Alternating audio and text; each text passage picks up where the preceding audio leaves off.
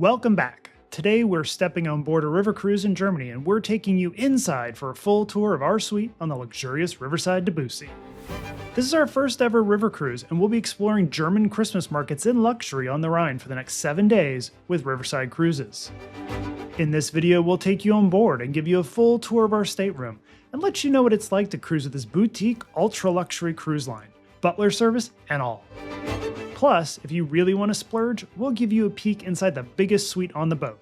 Is Riverside a brand worth considering on your next European river cruise? How much did this all cost? Stay tuned and find out.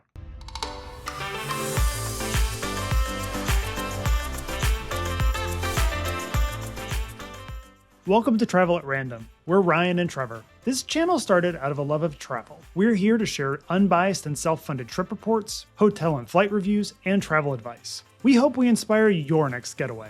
Check out our playlist in the description and browse the channel. If you enjoyed this video, please hit that like button and subscribe to keep up with our latest content. You can also check out our channel memberships here and on Patreon for even more content. Thank you for watching. This video will focus on the accommodations and service on Riverside Debussy, but we have 2 more videos in this river cruise series coming out soon. One will be dedicated to the ship and all the onboard amenities, gourmet dining, and the itinerary. We're also going to have a festive look at German Christmas markets along the Rhine River, from food and shopping to the glue wine. Before we get to the room, here's a little overview about Riverside. If you'd like to jump ahead to the suite tour, check out the chapter markers. Riverside Cruises started in 2022 and is an offshoot of the Seaside brand of hotels. Seaside operates 12 luxury hotels in Europe and the Maldives. Their focus is on unique locations, personal service, and exclusive food. Riverside brings the same ideas to river cruising in Europe, and it's one of the newest brands. They initially acquired one ship, Mozart, from Crystal River Cruises after it went bankrupt. Mozart was built in 1987 and fully refurbished in 2023 by Riverside. It cruises on the Danube River since it's wider than the locks on many European rivers. Before Mozart set sail, Riverside had the opportunity to purchase the remaining 4 Crystal ships, Bach, Debussy, Mahler, and Ravel. These ships were all built in 2018 and have the same layout. Riverside is currently operating Debussy and Ravel, and chartering the other 2 to Uniworld. Bach is slated to come back over to Riverside in 2027. Debussy mainly sails the Danube, Rhine, Main, and Moselle rivers. Ravel sails in France on the Rhone and the Saône rivers. Debussy and her sisters are each 135 meters long and 12 meters wide. There are 4 decks including the rooftop. Guest cabins are all located on decks 2 and 3 with 55 rooms on board for a total passenger maximum of 110. That's lower than most European river cruise boats. All of the rooms are above the waterline and feature floor-to-ceiling windows. There are 3 classes of cabin on board: the Symphony and Melody Suites, which are 188 square feet, the Riverside and Seahorse Suites, which are 253 square feet, and the Debussy Suite, which is 506 square feet. You can also book the Owner's Suite, which combines a Debussy Suite with the adjoining Riverside Suite. Just as a heads up, there is one unique Seahorse Suite, room 202, which is slightly smaller. There are 80 crew on board with a crew-to-passenger ratio of about 2 to 3, well above industry standard. This made for an incredible cruise and personalized service. We heard from fellow passengers who were experienced river cruisers that this was the best service they've seen on a river cruise. 2 details you may also find helpful: the currency on board is the euro, and English is the primary language. We booked this Christmas cruise about 10 months in advance. We'll tell you what we paid for it at the end of the video.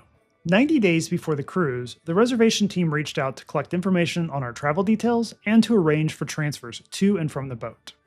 Depending on the class of room you've booked, group or private transfers are included. You can also opt to upgrade to private transfers for an additional fee if that wasn't included in your room category. About 6 weeks before our cruise, Riverside reservation team reached out again with the final itinerary, PDF versions of our tickets, and a thorough set of FAQs. The tickets also provided details for our transfers. We also emailed the reservation team to get some additional information on the onboard spa, and they responded within a day and were very helpful. When we got on board, we found out it was very easy to book appointments with our butler or the reception desk. Our cruise started and ended in Frankfurt, Germany. We flew into Frankfurt the day before our embarkation and spent a night at the historic Steigenberger Frankfurter Hof Hotel. We'll post a review soon, but it was great to have a little time to rest before boarding. We were assigned a midday embarkation, and our transfer was scheduled to pick us up from our hotel at noon.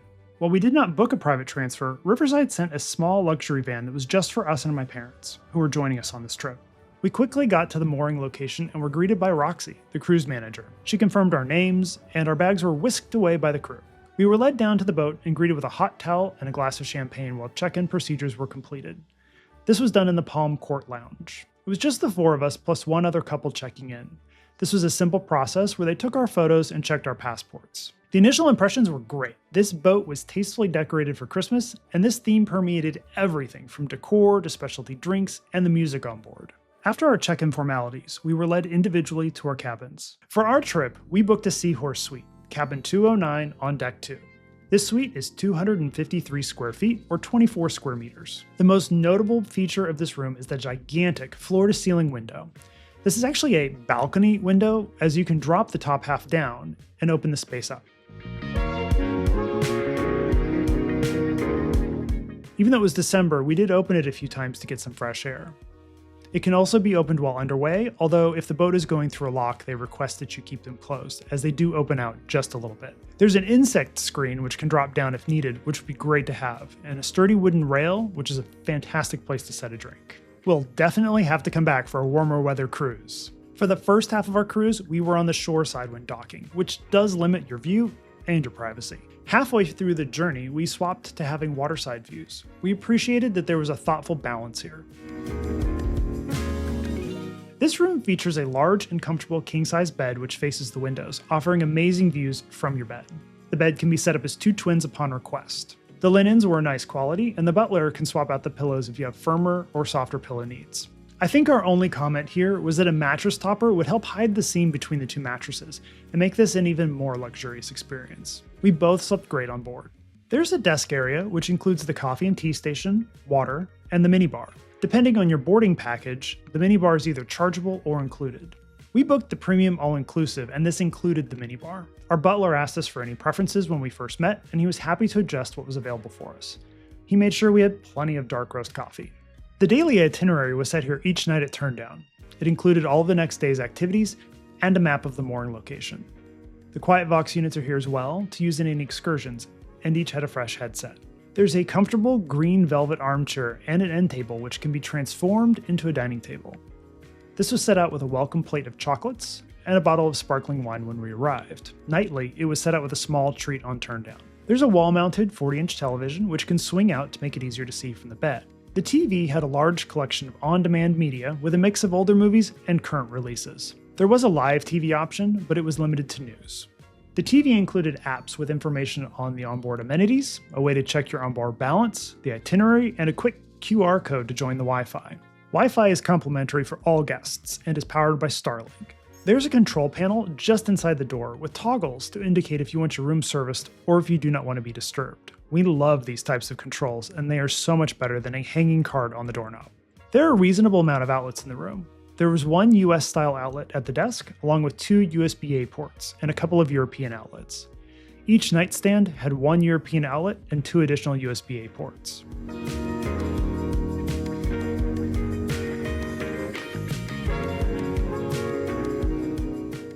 Our room featured a large walk-in closet with a decent amount of space. It has a door so you can close the area off. There are shelves, drawers, and plenty of hangers.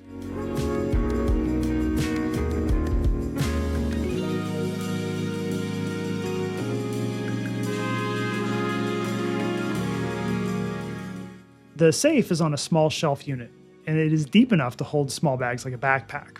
There's also storage under the bed for larger suitcases, which helps keep things tidy. We felt like this was plenty of space for the two of us on a 6-night trip. The bright and modern bathroom features a double-vanity, which had a nice double-level counter and 4 drawers that helped keep the space organized.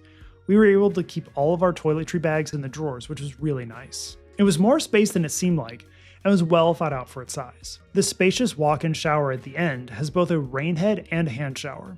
The shower had great water pressure and plenty of hot water, plus a glass sliding door. The room was serviced twice daily by our cabin attendant and butler, and they were very good at coordinating times when we were out and about.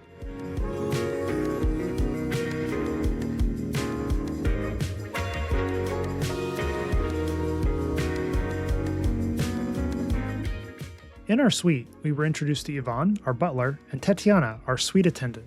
We were given an overview of the roles, what to expect on board, how the room worked, and they both answered any questions we had. Both were very friendly, and while it was a lot of information, it was important and useful. We saw both of them throughout the cruise. The service was always attentive and friendly. Helpful to note, when booking a cabin, the Seahorse and Riverside suites are identical, except for which deck they're on.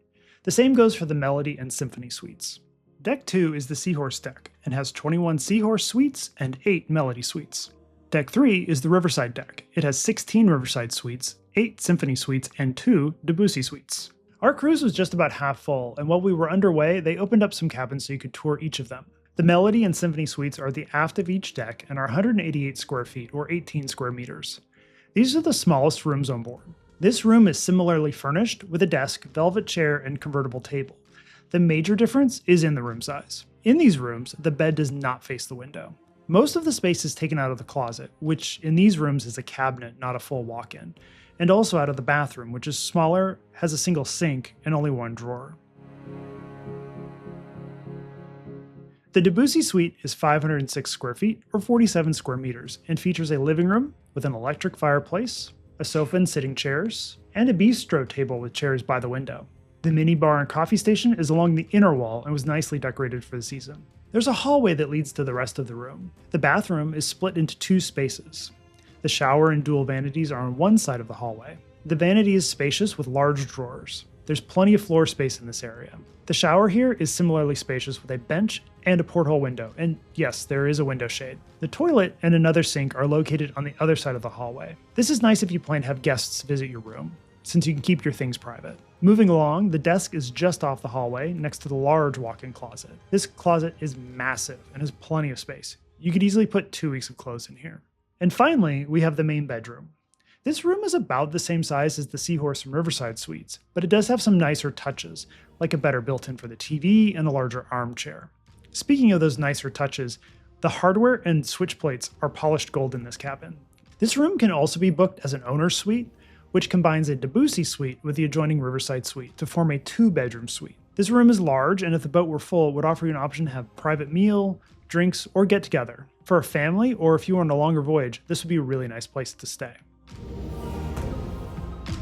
So we've covered the rooms and the boarding experience, but it's important to discuss the booking options you'll encounter with Riverside. Then we'll talk about the price. There are 4 packages you can pick from when booking. All rooms include full board, and there is an option to upgrade to a premium all-inclusive plan. Both boarding packages can be packaged with all excursions, or you can a la carte the excursions if you want to customize your itinerary. We booked the premium all-inclusive without the excursions. Full board includes meals in all restaurants and bars, cakes, waffles, and ice cream, water, coffee, and tea during mealtimes, free Wi-Fi, room service during mealtimes, and all port, service, gratuity, and VAT fees. The premium all-inclusive adds premium wine, cocktails, spirits, and champagne, in-room minibar, 24-hour room service, and dinner once in the bistro during your cruise, which is normally a €40 supplement. From our experience, most guests had the premium all-inclusive, and we think this is the way to go. There was no keeping track of costs, and everything was included in our fare. All rooms include Butler service. You will meet your butler on boarding, and you can call or use WhatsApp to reach them. They will manage your minibar, bring snacks or meals to your room, and even pack or unpack for you. This is one of the best examples we've had with a butler. We saw Yvonne every day, and he was always eager to make our trip the best it could be. We requested caviar in our room one evening, and he made it happen. One note, the caviar was a chargeable item, but the bottle of bubbly was included in our package. We'll do a separate video with a full tour of the ship and the venues on board, but in a quick summary, there are 2 main dining venues on board. The main restaurant, Waterside, features buffets for breakfast and lunch with a 5-course plated service for dinner. The cafe and bistro, Atelier, which has breakfast, lunch, gelato, espresso, waffles, and snacks throughout the day. There's also the vintage room. This is a supplemental option for dinner and seats up to 10. For drinks, you'll want to visit the Botanist Bar and the Palm Court Lounge.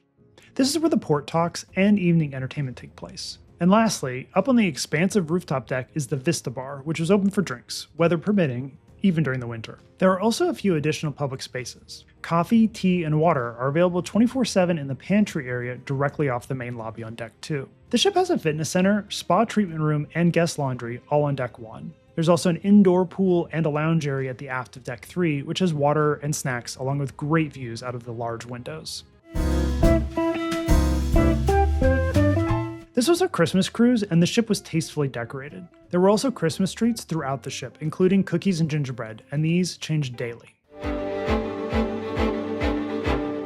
So, how much did all this cost? Well, for our 6-night, 7-day cruise in a Seahorse Suite, with the premium all-inclusive package for 2 passengers, we paid $11,446. This included an early booking promotion. Keep in mind that the fare is inclusive of all taxes, gratuities, and port fees. It's not cheap, but we felt the luxury experience we received justified the cost. This was our first cruise and river cruise. The experience was excellent. The crew on Riverside were friendly, helpful, and professional. The boat itself was quiet and very smooth. There was no sound from the other cabins or from the engines when the boat was underway. Our suite was excellent, and it exceeded all of our expectations. The quality of the materials, the space, and just how clean and well cared for the ship is, it's hard to capture in the video. Everyone on board we spoke to had similar feedback, many who were seasoned river cruisers. Even though we booked a Seahorse Suite on the lower deck, we still had the same space and the view as the Riverside Suites. As we mentioned, our cruise was about half full when we boarded, and a good portion of the passengers changed over mid-cruise. The second batch was a little rowdier their first night, but the boat never felt crowded. When the weather is better and people can use the rooftop, we imagine there's plenty of space on board, even with the boat at 100% capacity. The service and the crew on board were outstanding. The service was personal and friendly. They genuinely wanted to ensure you enjoyed your trip. One night during our cruise, it happened to be St. Nicholas Day, so they left a little treat on each door overnight.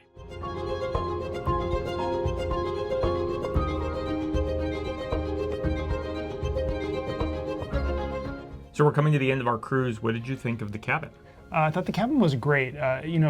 Cruise ship cabins aren't the largest, but this one was a pretty good size. I want to say it was about 250 square feet, but it had plenty of space to spread out.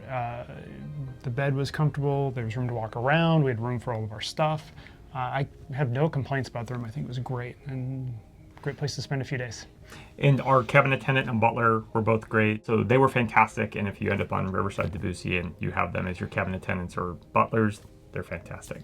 Overall, it was a great cruise. I enjoyed it. Thanks for making it to the end of the video. If you enjoy the cabin tour, we'll have a full ship tour coming up in the next 2 weeks, as well as the Christmas markets, which is the main theme of this cruise. If you enjoyed this video, please give us a thumbs up and subscribe to stay up to date with our latest content. Thank you, and we'll see you on the next adventure.